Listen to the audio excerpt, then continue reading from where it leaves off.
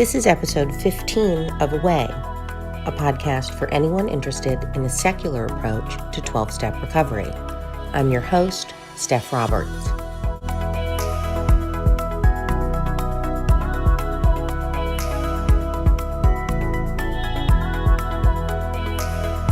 Oh, everybody. I think I may have held off on recording this episode because we are now coming to Chapter 8, Two Wives, page 104 in the most current edition of the Big Book. And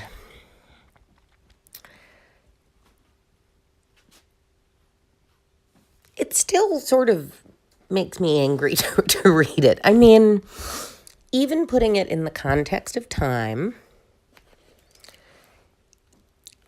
partially it makes me angry because it wasn't written by a wife. It was written by Bill. The fact that the other writers of the Big Book even allowed that to happen is beyond me. And as I understand it, Anne Smith refused to write it, though she did later go on to found Al-Anon. And I think Lois may also have refused to write it. Don't quote me on that. I'll get the history straight and come back to that. Maybe in series 2, we'll talk more about that. In any case, it was written by a man with 3 years of sobriety, who perhaps still had some work to do on himself and his views. I don't think this would have sat well with a lot of women, even in 1939. Suffrage was 16 years before. So I think a little more feminist sentiment, at least truth about the situation and about how women felt having alcoholic husbands. I don't know. It just doesn't read like it's written by a woman. It reads like a wet dream by a recovering alcoholic male. You know, I don't even want men to read this. Like, this is not reality, especially in 2019. Anyway, let's just look at the first page. The reason we have this chapter and the family afterward and to the employer appears in the second paragraph. But for every man who drinks, others are involved. So yeah, I mean, you can leave it at, but for every person who drinks, others are involved. Hopping down the page, we have traveled a rocky road. There is no mistake about that. We have had long rendezvous with hurt pride, frustration, self-pity, misunderstanding, and fear. These are not pleasant companions. Implicit in that is that we take other people down those roads with us. There are a lot more emotions to add into there. We have had long rendezvous with misery, depression, anxiety, right? All kinds of things that they don't really discuss in the Big Book. For various reasons, I'm sure, the time period being one of them. These days we know that not only women, but many, many men don't suffer with the hurt pride so much as they suffer with self-loathing. I think it's important to acknowledge that, but we'll definitely look at that in the next series. Travel this rocky road of all kinds of yuck, and we bring other people on that road with us. Moving on. We have been driven to maudlin sympathy, to bitter resentment. Some of us veered from extreme to extreme. That's true. I mean, we know now a lot more about the chemical processes in the brain caused by liquor and drugs, different from each other, but nonetheless, they send us up. And when we come down harder.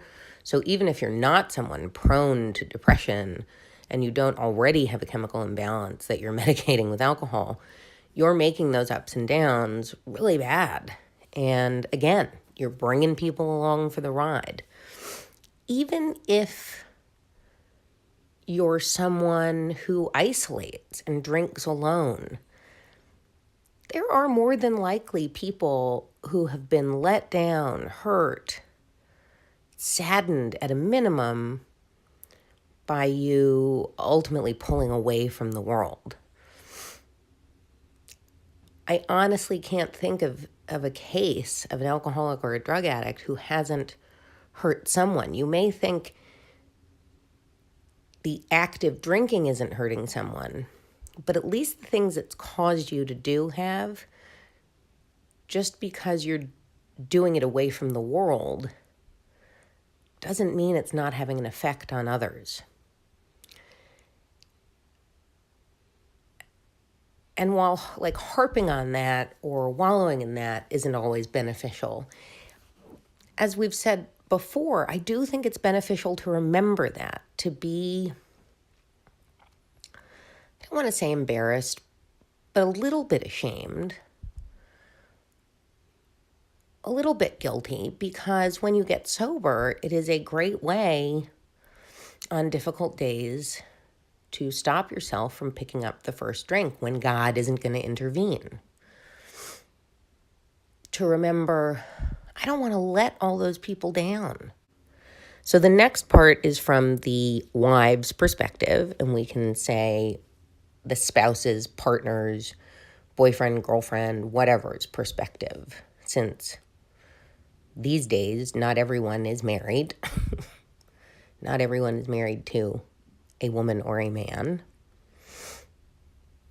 Not everyone is or feels as if they are a woman or a man. So just take that language right out of it. This is 1939. So we're coming from the perspective of the partner who is clearly from this carrying a resentment about the behavior of his or her partner drinking. Our loyalty and the desire that our husbands hold up their heads and be like other men have begotten all sorts of predicaments. We have been unselfish and self-sacrificing. We have told innumerable lies to protect our pride and our husbands' reputations. We have prayed. We have begged. We have been patient. We have struck out viciously. We have run away. We have been hysterical. We have been terror-stricken. In the morning, we have kissed and made up. We have believed them when no one else would. So a lot of that is totally identifiable, I think, for a spouse. And it behooves the alcoholic to remember this.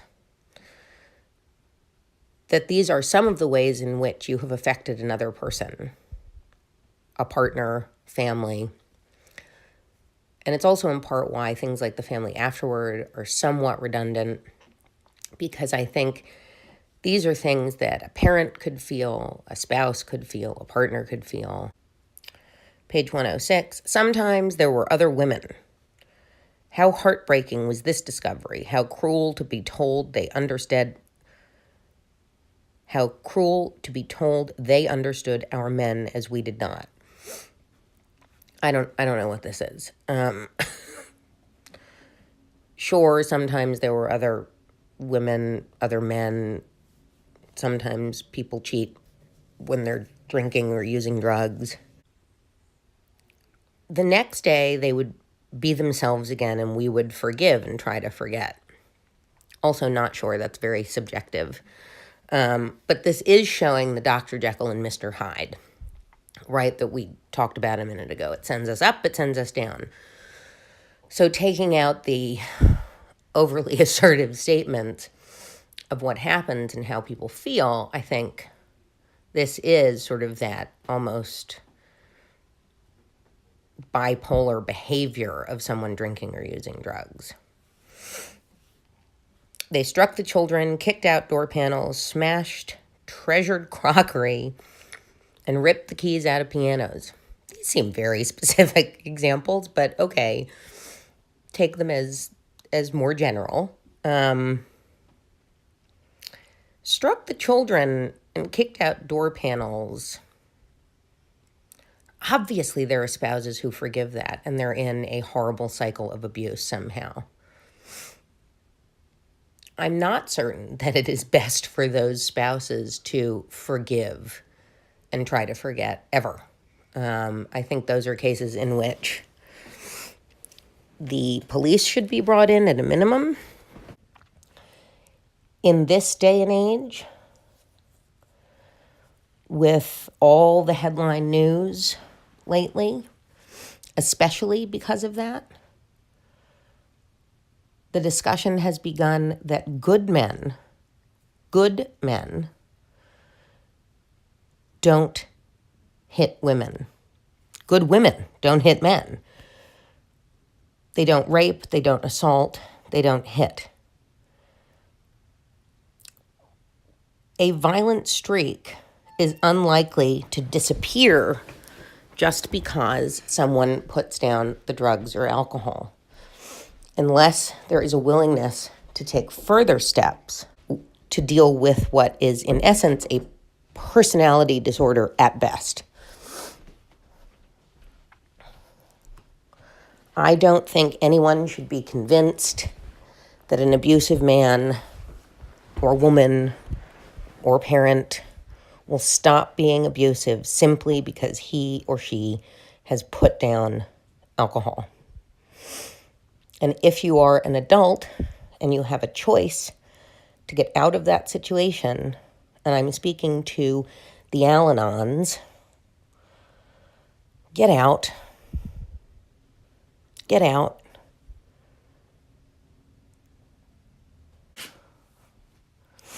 If we move on to page 107, it says, as animals on a treadmill, we have patiently and wearily climbed, falling back in exhaustion after each futile effort to reach solid ground. Of course, I don't like the analogy. It also, the analogy just is kind of gross, but beyond that, it's implying this sort of a martyrdom. It's implying that wives, partners have martyred themselves.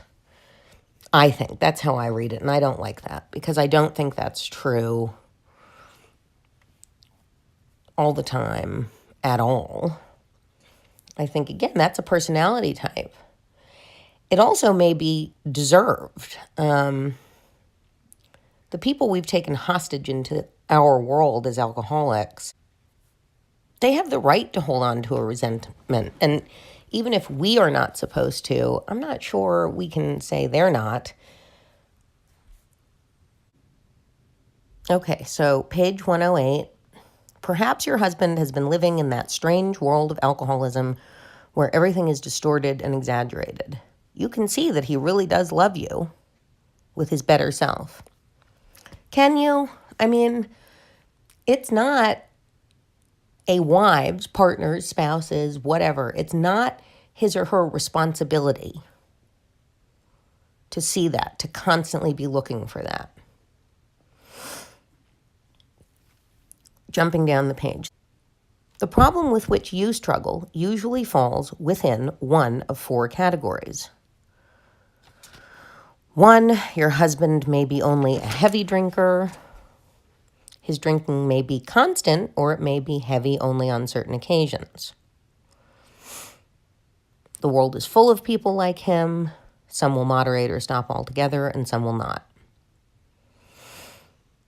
2, your husband is showing lack of control, for he is unable to stay on the water wagon even when he wants to. He often gets entirely out of hand when drinking. 3, this husband has gone much farther than husband number 2. Though once like number 2, he became worse. His friends have slipped away. His home is a near wreck, and he cannot hold a position. 4, you may have a husband of whom you completely despair. He has been placed in one institution after another. He is violent or appears definitely insane when drunk. Let's go back to husband number 1. Oddly enough, he is often difficult to deal with.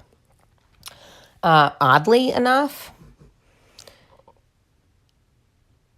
if it's not a nice person and he gets drunk, that's usually exaggerated. Disinhibitors have that effect. Even the nicest drunk person can be a little difficult to deal with because they're not in the present. They're on another plane from you. I'm going to skip right ahead. Suppose, however, that your husband fits into description of number 2.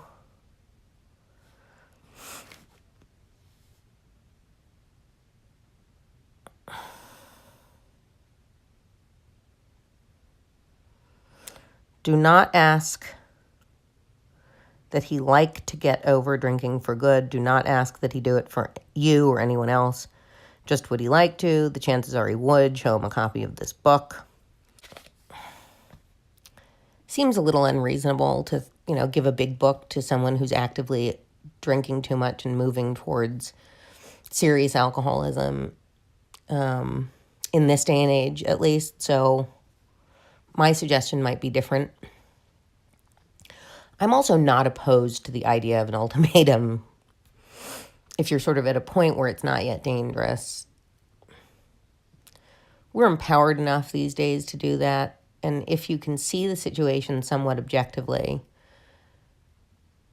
that is to say your husband's not a complete gaslighter or your spouse or your girlfriend or your boyfriend.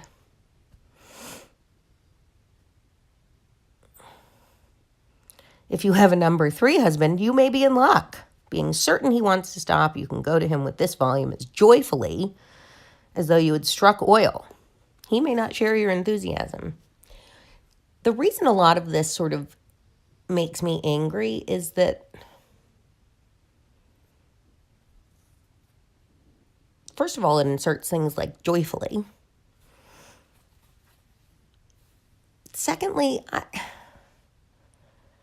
the expectations of a wife or spouse or partner here are just ridiculous, in my opinion. This is your problem. This is your responsibility. You fucked up.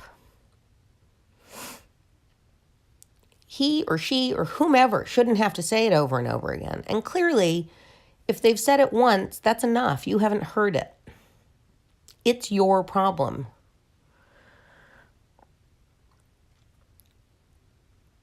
For you would suppose that men in the 4th classification would be quite hopeless, but that is not so.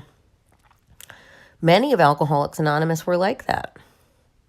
Well, that one said they may be violent. So if your husband, wife, anybody is violent, falls into category 4, I'm just going to say flat out, get out. Get out. Get yourself and your children out. Page 114, if your husband is a drinker, you probably worry over what other people are thinking and you hate to meet your friends. You draw more and more into yourself and you think everyone is talking about conditions at your home. You avoid the subject of drinking, even with your own parents. Maybe that's true for some people in certain echelons of society.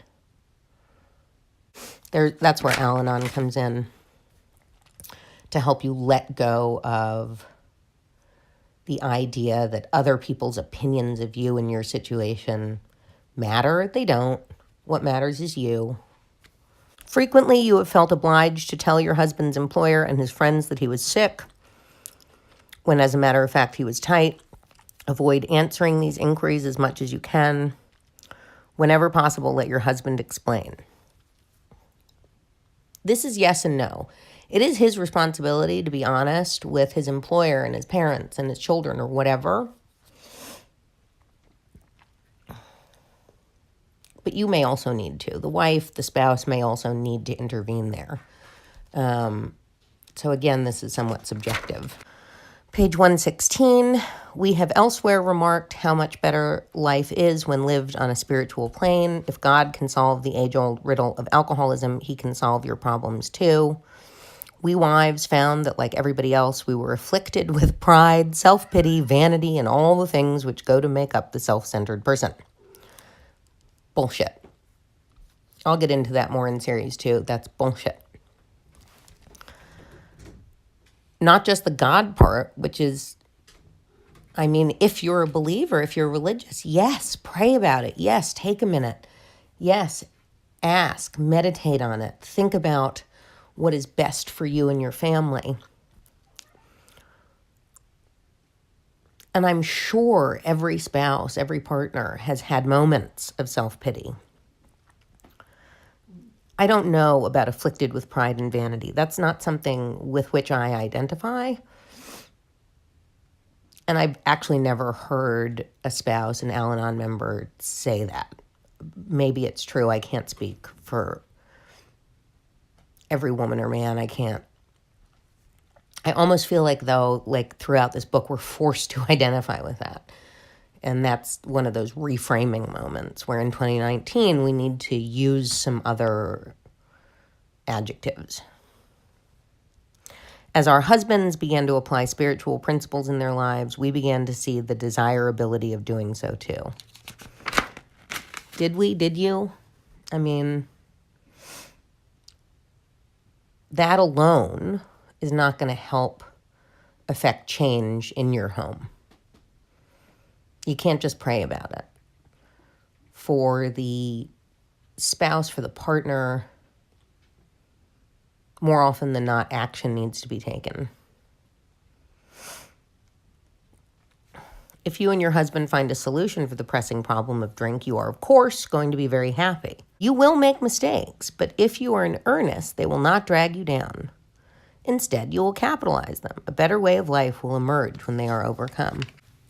Page 118, we women. Remember, this is not being written by a woman.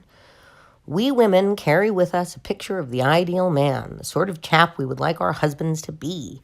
It is the most natural thing in the world, once his liquor problem is solved, to feel that he will now measure up to that cherished vision. The chances are he will not, for, like yourself, he is just beginning his development. Be patient. You're fine. I mean, you may have codependency issues as a spouse. You may have all kinds of other issues. And speaking to the alcoholic, you did fuck up. This is not, no expectations on your spouse for anything. I say to every sponsee, you're doing the changing. They don't have to change a thing. They may, the changing, hopefully, and evolving you may impact them, but it doesn't have to.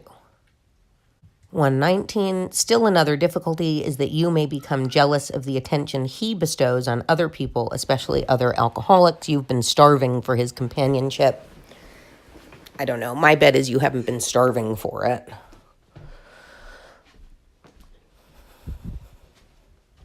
And I think that most spouses and partners, if they're in it, if they're really going to stay with you through this, kind of aren't going to mind the attention if it's keeping you from being a disgusting drunk. But that's just my opinion. Okay, this is where it gets kind of funny. Page 120.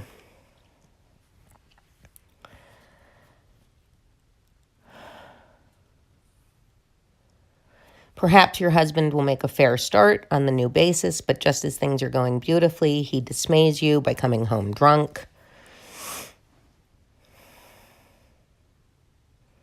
If you're satisfied he really wants to get over drinking, you need not be alarmed. Cheer him up and ask him how you can be still more helpful. The slightest sign of fear or intolerance may lessen your husband's chance of recovery. I mean, this is just no. No. Alcoholics, it is not their job to tolerate our bad behavior. And even if they've done it in the past, there should not be an expectation of it. It is amazing if your partner or family support you, want to try with you. If you continually let them down, don't be surprised if they disappear. If I had let the slightest sign of fear or intolerance from my family members take me off the path to sobriety, I would not be sober.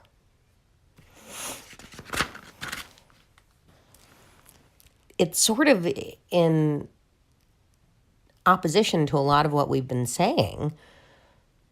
No one else can take you off the path but you. Only you choose to drink. If fear or intolerance by a spouse, partner, family take you off the track, it's still your fault. We realize that we've been giving you much direction and advice. We may have seemed to lecture. If that is so, we are sorry, for we ourselves don't always care for people who lecture us. But what we have related is based upon experience, some of it painful. So to you out there who may soon be with us, we say good luck and God bless you. Thankfully, there's a little note at the bottom of the last page of To Wives about the Fellowship of Al-Anon. Just if you are a potential Al-Anon member reading this, don't read it. Go to an Al-Anon meeting and ask the real world advice, the anecdotal advice, the experiential advice of other spouses and partners. Men, please don't be afraid to do that too. If you don't feel like you can do it in the real world, that's okay. We still have a lot of unfair standards for you, but you can in those rooms. You are safe, and go seek help there. No matter who you are, I really, really hope if the relationship is abusive that you get out. There's so much help out there for you. And hey, alcoholics, just skip this chapter. This is none of your business. This is a wet dream. This is not how the real world works. The expectations of spouses and partners and family in here are just completely ridiculous. Honestly, the misogyny in it aside, the ridiculous, this isn't any of your business. This is theirs to deal with. You take responsibility for your alcoholism, for the hurt you've caused. Kind of leave them out of it until later, until you actually have the wherewithal, presence of mind, clarity to fix the relationship and work on it genuinely. And you may not want to. I mean, both of you may not be interested in it. There are a lot of possibilities. You may go to therapy, but get yourself clear. Work on you. We've said that over and over again, and that stays true. So it's another reason that the alcoholic getting sober can kind of skip this chapter. All right. On that note, I actually have to go get ready for work. Thanks for listening. And remember, there is a way.